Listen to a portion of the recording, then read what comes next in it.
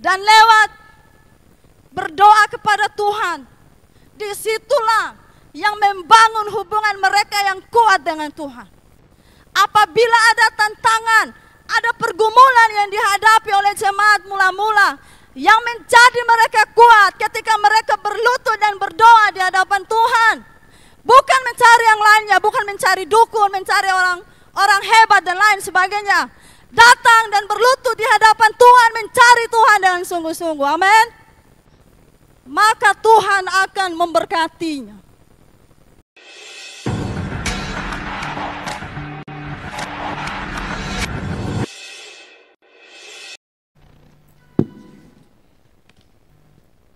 Baik Bapak Ibu dan saudara yang diberkati oleh Tuhan. Shalom. Apa kabar hari ini Bapak Ibu saudara semua?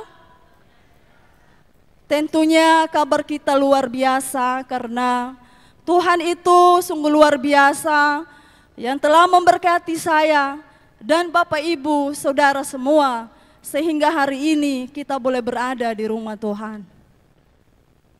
Di tengah-tengah situasi dunia yang tidak bersahabat, di tengah-tengah pergumulan tekanan hidup, Tuhan masih memberikan kesempatan bagi kita untuk kita terus bertahan sampai dengan hari ini. Amin.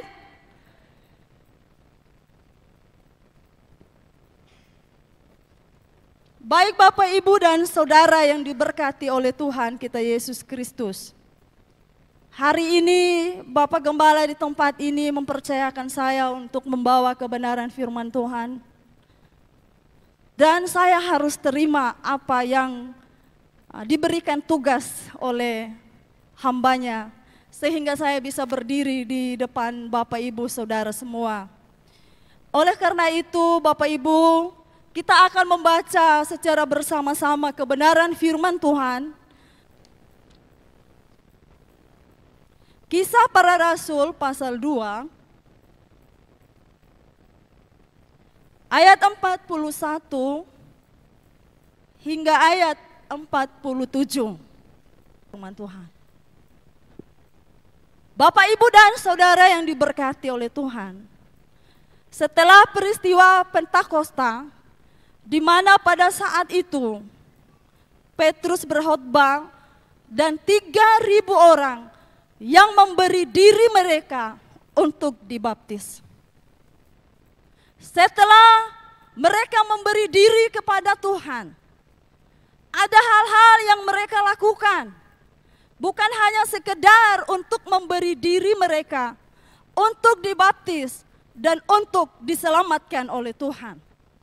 Dari pembacaan ayat Alkitab yang kita telah baca secara bersama-sama, di ayat 41 sampai dengan ayat 47, bagaimana cara hidup jemaat yang pertama atau cara hidup jemaat mula-mula. Inilah yang kita akan pelajari bersama di sini Bapak Ibu dan saudara sekalian. Di mana pada ayat 42 dikatakan bahwa mereka bertekun dalam hal apa? Mereka yang dimaksud di sini siapa? Mereka yang telah memberi diri mereka dibaptis oleh Rasul Petrus pada saat itu. Dan ada hal-hal penting yang mereka lakukan, yaitu mereka bertekun. Bertekun dalam hal apa di sini? Kita akan perhatikan pada penjelasan selanjutnya dalam pengajaran. Hal yang pertama di sini dalam hal pengajaran rasul-rasul. Terus yang berikut, dalam hal apa? Dalam hal persekutuan. Setelah hal pengajaran rasul-rasul, dalam hal persekutuan, dan yang berikut dalam memecahkan roti secara bersama-sama, dan yang terakhir dalam hal berdoa. Jadi ada hal yang luar biasa cara hidup jemaat mula-mula yang kita akan pelajari bersama di sini, Bapak, Ibu, dan saudara yang diberkati Tuhan. Bertekun artinya apa? Bertekun berarti bersungguh-sungguh, bekerja keras, dan berjuang untuk mencapai sebuah tujuan. Dalam nas hari ini, di mana Lukas menekankan tentang bertekun, dalam beberapa hal yang saya sudah sebutkan tadi, bahwa jemaat mula-mula bukan hanya sekedar memberi diri mereka dibaptis, mereka diselamatkan oleh Tuhan, setelah itu selesai. Bukan berakhir di situ, Bapak, Ibu, dan saudara yang diberkati oleh Tuhan. Tetapi ada hal yang luar biasa yang mereka lakukan, yaitu mereka bertekun. Bertekun artinya bersungguh-sungguh. Bersungguh-sungguh untuk apa? Bekerja keras untuk apa? Dan mencapai tujuannya mereka untuk apa? Yang berikut yang kita akan pelajari, hal yang pertama dari mereka bertekun di sini, yaitu bertekun dalam pengajaran. Bapak, Ibu, dan saudara yang diberkati oleh Tuhan kita Yesus Kristus. Di sini, di mana gereja mula-mula atau jemaat mula-mula, mereka hidup bertekun di dalam pengajaran. Lewat pengajaran itu membuat seseorang menjadi bertumbuh di dalam Tuhan. Karena apa? Mereka bertekun di dalam Tuhan. Pengajaran itu membuat mereka menjadi orang yang mengerti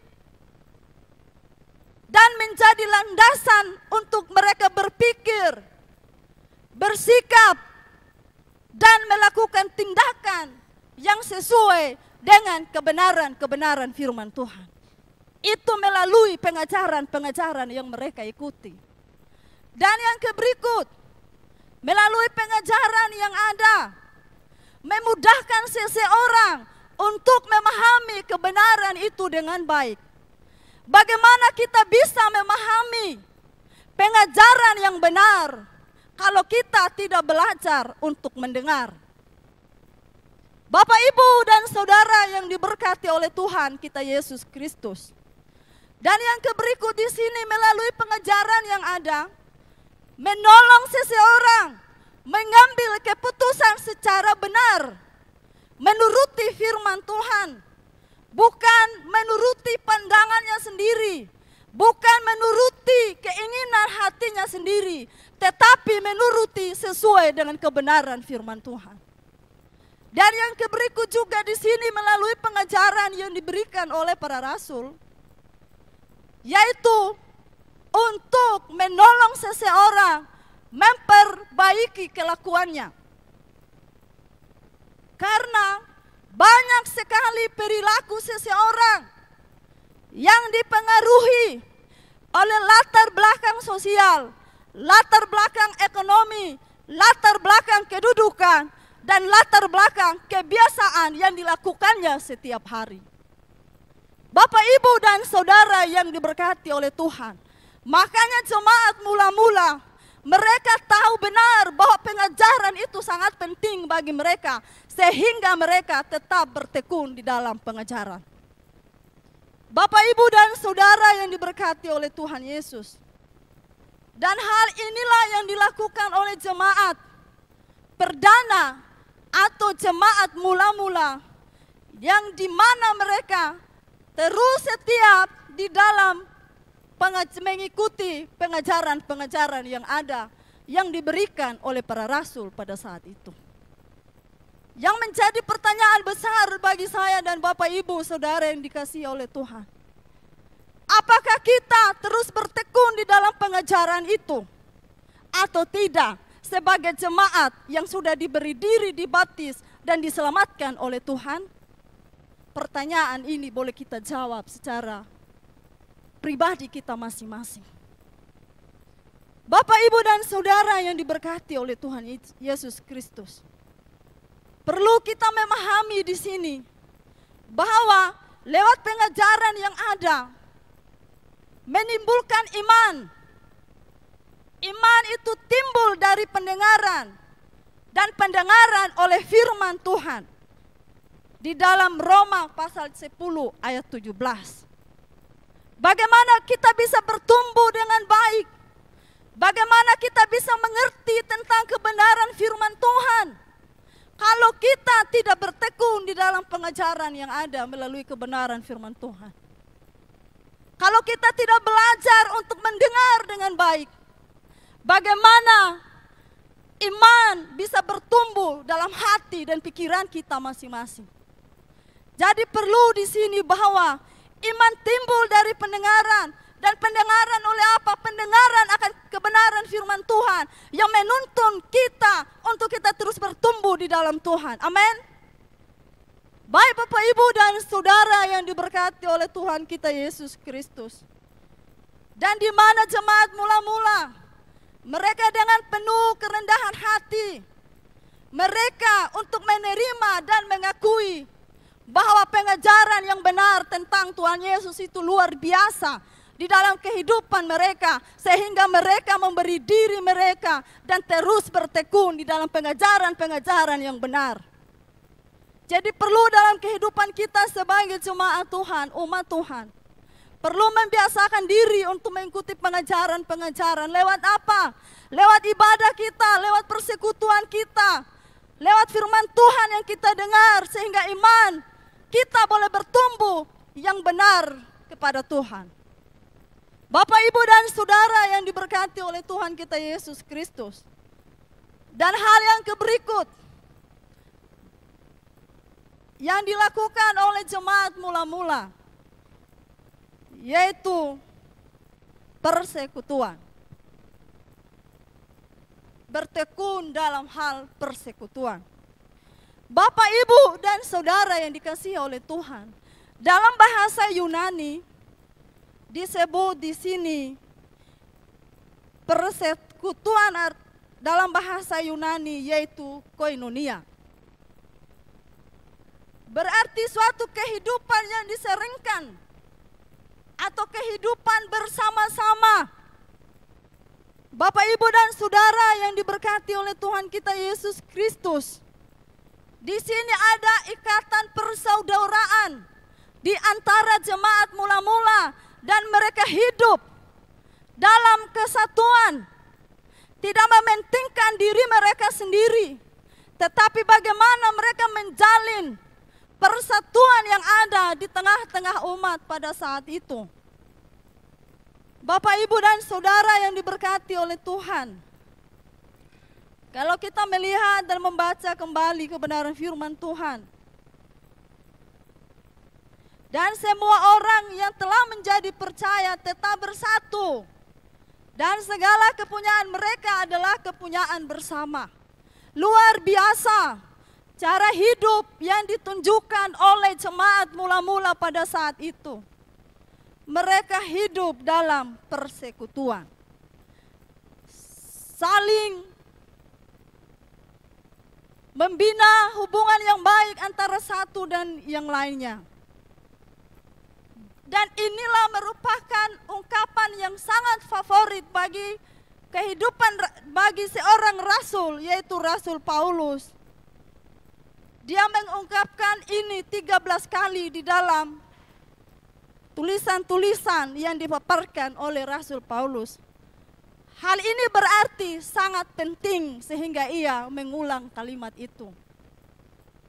Bapak, Ibu, dan Saudara yang diberkati oleh Tuhan Yesus Kristus. Dan persekutuan di sini menjadi sebuah komunitas yang luar biasa dengan Tuhan Yesus yang bangkit dari antara orang mati. Dan pekerjaan Roh Kuduslah yang terus mengiring setiap langkah perjalanan kehidupan jemaat mula-mula. Karena efek dari apa sehingga Roh Kudus bekerja? Ada kesatuan yang terjadi di sana. Bagaimana bisa mencapai sebuah tujuan kalau tidak ada kesatuan di dalam jemaat Tuhan? Kalau ada perpecahan yang terjadi, apa yang terjadi Bapak Ibu dan Saudara yang dikasihi Tuhan?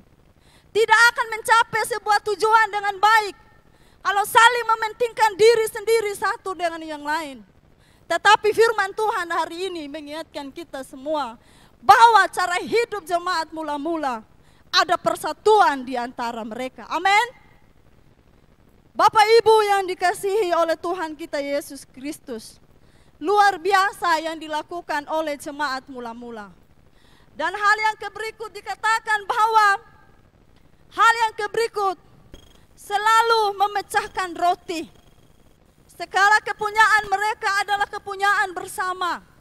Dan mereka boleh belajar untuk berbagi hidup dengan orang lain. Dan mengadakan perjamuan bersama di antara jemaat mula-mula pada saat itu. Dan mereka lakukan semua ini Bapak Ibu dengan hati yang tulus ikhlas di hadapan Tuhan. Dengan kasih yang luar biasa yang mereka jalankan pada saat itu. Bapak Ibu dan Saudara yang diberkati oleh Tuhan, kalau Bapak Ibu baca pada ayat yang selanjutnya di situ, bahwa mereka selalu memecahkan roti secara bersama-sama dan memberi hidup mereka untuk melayani satu dengan yang lainnya.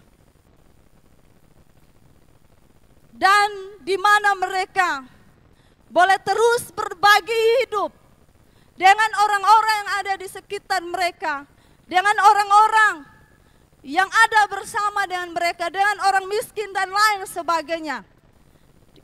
Pada ayat-ayat yang berikut ada kasih penjelasan di situ Bapak Ibu dan Saudara yang diberkati oleh Tuhan. Mereka melayani dengan kasih, bukan tanpa kasih. Jemaat mula-mula melayani dengan kasih, bukan tanpa kasih. Melayani tanpa kasih artinya melayani digerakkan karena keinginan semata. Melayani tanpa kasih, melayani untuk mendapatkan kepuasan diri sendiri. Menunjukkan bahwa kita bisa untuk melakukan sesuatu. Menunjukkan bahwa saya bisa melayani dengan baik. Melayani bahwa saya adalah orang yang betul-betul pelayanan. Melayani tanpa kasih, memiliki motivasi yang salah dalam pelayanan. Dan melakukan tanggung jawab sebagai tanggung jawab yang diberikan. Dan kalau itu sudah dipenuhi, maka saya cukup untuk saya lakukan hari ini. Mundur kalau tidak. Mau melayani dengan baik. Jemaat mula-mula bukan hal ini yang mereka lakukan. Tetapi di sini jemaat mula-mula mereka melayani dengan kasih. Melayani dengan kasih di sini Bapak Ibu dan Saudara yang diberkati oleh Tuhan. Melayani yang digerakkan oleh kehidupan yang luar biasa, yang memuliakan Tuhan di dalam seluruh aspek kehidupannya. Dan lewat pelayanannya, lewat kasih yang diberikan kepada orang, lewat kehidupannya yang berbagi kasih dengan orang lain, dia tahu apa yang ia lakukan itu hanya untuk memuliakan nama Tuhan. Bukan untuk kepentingannya semata sehingga ia memuaskan dirinya. Tidak Bapak Ibu dan Saudara yang diberkati Tuhan. Terus melayani dengan kasih, yaitu memiliki motivasi yang luar biasa. Apa yang saya bisa buat untuk Tuhan? Tidak cukup hanya di sini, tetapi harus lebih apa yang saya harus bisa buat untuk Tuhan. Dan bisa memuliakan Tuhan dengan cara hidup saya yang saat ini. Dan itulah yang dilakukan oleh jemaat mula-mula pada saat itu. tidak mementingkan kepentingan pribadinya sendiri. Ia melayani dengan kasih dan berbagi hidup dengan orang lain. Dan hal inilah yang diajarkan kepada kita semua untuk kita hidup saling berbagi hidup dengan orang lain dengan penuh kasih, bukan tanpa kasih. Bapak, Ibu, dan Saudara yang diberkati oleh Tuhan kita Yesus Kristus. Dan hal yang berikut di sini yang kita akan belajar secara bersama-sama, yaitu hal berdoa. Kita kembali pada ayat 42. Dan berdoa. Berdoa merupakan hal yang sangat penting bagi jemaat mula-mula. Karena lewat doa-doa mereka membangun komunitas Kristiani yang sangat mendalam. Membangun iman yang sangat luar biasa di hadapan Tuhan. Memiliki kehidupan rohani yang sangat luar biasa. Spiritualitas. Spiritualitas artinya apa yang mereka lakukan sebagai hal-hal keagamaan bukan hanya sebatas mereka mengikuti seluruh hal-hal keagamaan yang ada, tetapi melalui itu mereka dapat memaknai dan mengaplikasikan di dalam kehidupannya masing-masing.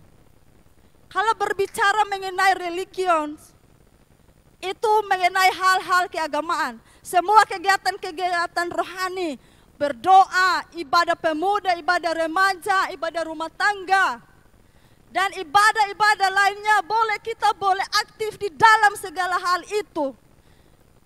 Kalau kita tidak memiliki spiritualitas, maka semuanya itu tidak akan berarti. Amin. Harus memaknai di dalam kehidupan dan pekerjaan kita, Bapak, Ibu, dan Saudara yang diberkati oleh Tuhan. Dan lewat berdoa kepada Tuhan, disitulah yang membangun hubungan mereka yang kuat dengan Tuhan. Apabila ada tantangan, ada pergumulan yang dihadapi oleh jemaat mula-mula, yang menjadi mereka kuat ketika mereka berlutut dan berdoa di hadapan Tuhan. Bukan mencari yang lainnya, bukan mencari dukun, mencari orang hebat dan lain sebagainya. Datang dan berlutut di hadapan Tuhan, mencari Tuhan dengan sungguh-sungguh. Amin. Maka Tuhan akan memberkatinya. Dan hal inilah, keempat hal inilah yang Tuhan ingatkan kita kembali di masa-masa Pentakosta ini. Bagaimana mereka hidup memberi diri mereka kepada Tuhan. Setelah mereka dibaptis, bukan hanya sekedar di situ, tetapi ada hal-hal penting yang luar biasa yang mereka lakukan sebagai orang yang sudah diselamatkan oleh Tuhan. Hal yang pertama tadi, bertekun dalam hal pengajaran. Dan yang kedua, dalam hal mereka, hal yang kedua di sini yaitu dalam hal pengajaran. Setelah hal pengajaran, mereka ada persekutuan. Setelah ada persekutuan bersama di situ, memecahkan roti secara bersama-sama. Dan hal yang keempat yaitu mereka berdoa kepada Tuhan. Amin. Apakah Bapak, Ibu, dan Saudara yang diberkati oleh Tuhan mau mencontohi atau meneladani dari cara kehidupan jemaat mula-mula? Mari hari ini Bapak Ibu kita belajar secara bersama-sama. Kita diingatkan kembali agar belajar dari pengalaman kehidupan jemaat mula-mula. Bagaimana mau ada kesatuan di dalam gereja kita, di dalam pelayanan kita. Kalau ingin maju, ingin bertumbuh dengan baik, lakukan 4 hal ini supaya kita tetap kuat untuk menghadapi tantangan zaman. Amin. Kita tepuk tangan bagi Tuhan Yesus, Bapak, Ibu, dan Saudara yang diberkati Tuhan. Mengapa kita harus bertekun di dalam doa? Karena apa? Karena membuat kita lebih kuat dan lebih siap dalam menghadapi berbagai persoalan. Tidak ada manusia yang sanggup menghadapinya sendiri-sendiri tanpa melibatkan Tuhan dalam kehidupannya. Walaupun manusia sehebat apapun Bapak Ibu, saya punya pengalaman pada saat saya berangkat ke Sabu. Dan pada waktu itu, kapal yang kami tumpangi hampir tenggelam. Ada beberapa orang anak muda di samping kami, mereka sedang minum sopi atau minum bir. Dan pada saat itu mereka sudah mabuk. Pada saat kapal mau hampir tenggelam, mereka bilang, Tuhan Yesus tolong. Ternyata Bapak Ibu dalam keadaan yang mendesak, mereka tahu Tuhan Yesus, amin. Jangan sampai sudah keadaan mendesak seperti itu, baru Tuhan Yesus tolong saya. Selagi Tuhan masih kesempatan dari saat ini, selagi kita masih kuat, masih sehat, karena ada saat-saat tertentu kita tidak akan berdaya lagi dalam hidup ini. Mari hari ini kita belajar dari cara hidup jemaat mula-mula. Mereka bertekun di dalam hal pengajaran, mereka bertekun di dalam persekutuan, mereka bertekun di dalam memecahkan roti secara bersama-sama, dan mereka bertekun di dalam doa. Dan ini hal yang sangat penting yang perlu kita pahami dan perlu kita lakukan dalam kehidupan kita sebagai jemaat Tuhan di tempat ini. Tanpa kita melibatkan Tuhan dalam kehidupan kita, maka pelayanan kita tidak akan menjadi pelayanan yang maju. Memang secara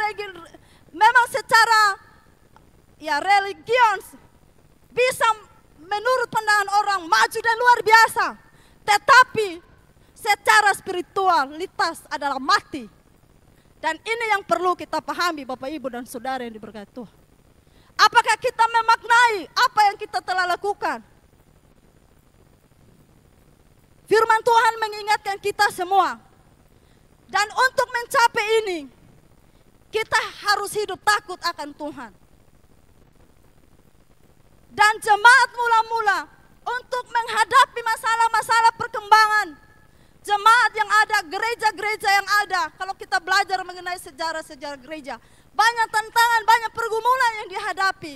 Tetapi mereka tetap kuat untuk menghadapi segala masalah. Karena apa? Karena mereka membangun sebuah komunikasi yang kuat dengan Tuhan, yaitu melalui doa-doa mereka. Jadi hal yang sangat penting bagi kita, seluruh jemaat Tuhan, umat Tuhan, untuk terus berdoa kepada Tuhan. Amin.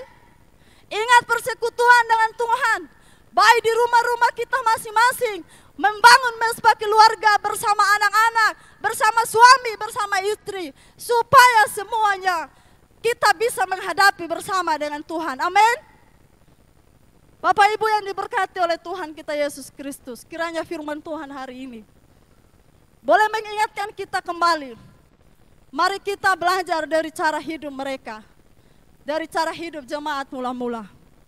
Kalau mau pelayanan kita semakin baik ke depan, gereja kita semakin bertumbuh ke depan, ingat, hanya ini yang kita perlu lakukan. Tanpa ini yang kita lakukan, maka pelayanan kita tidak akan bisa maju. Maka pekerjaan Tuhan hanya biasa-biasa, umat Tuhan hanya biasa-biasa kalau kita tidak hidup dalam hal ini. Amin. Jadi saya himbau sebagai hamba Tuhan hari ini, mengingatkan kita kembali bahwa kebenaran firman Tuhanlah yang menuntun kita, menerangi setiap langkah kita, memampukan kita untuk terus berjalan dan melewati hari-hari hidup yang penuh dengan tantangan, dengan pergumulan. Amin. Untuk kebenaran firman Tuhan hari ini Bapak Ibu, mari kita merenungkan firman Tuhan hari ini secara bersama.